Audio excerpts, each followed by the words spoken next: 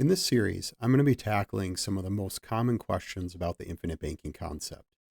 I'm going to break down each and every one of these, not in a extremely long amount of time.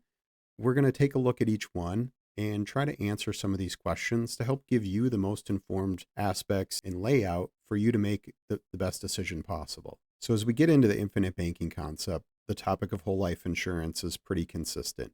And in many cases, some people like to say the infinite banking concept is simply a sales tool of some sort. In reality, if we read on page 3 of Becoming Your Own Banker from Nelson Nash, we actually see that it's actually a workbook for a 10-hour seminar. Now, that's to help people understand the concept of financing and the human conditions and a lot of other areas.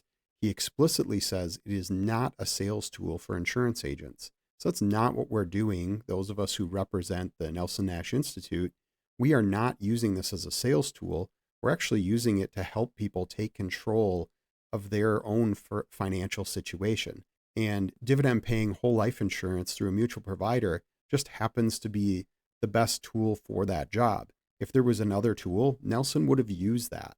However, that's the one that gives people the most level of contractual control in order to accomplish this retaking of the banking function in their own lives. Now, what are we doing differently in this scenario?